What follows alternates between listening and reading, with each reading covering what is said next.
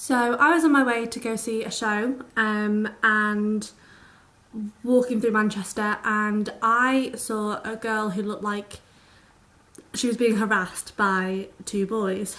And I did a double take. I would have stopped anyway, but I did a double take because I thought it was the lovely Carly Bell who is in the cast. It wasn't. It turned out to be a 15-year-old girl who had way too much to drink, and these two boys weren't harassing her. They were in fact her friends who were trying to help her because she was that gone.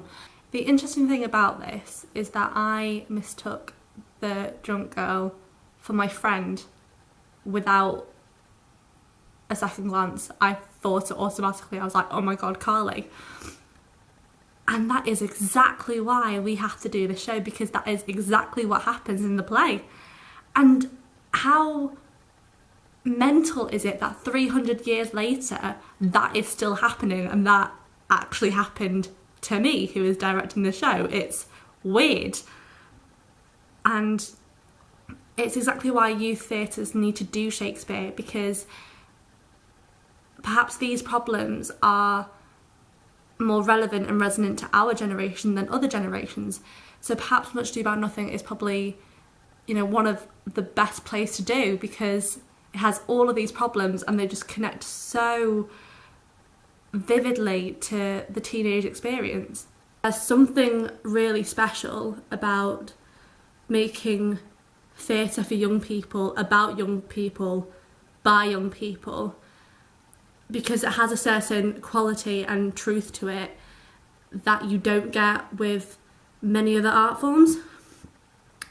Because Much Ado About Nothing is a bit of a weird one to be doing with a youth theatre, because the two protagonists are a lot older, well, typically.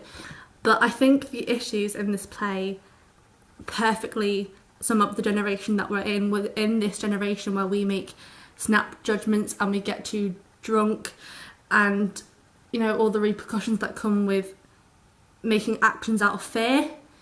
And there's just something so interesting and resonant about the text and the time that we're in. This play just feels so right to do this now.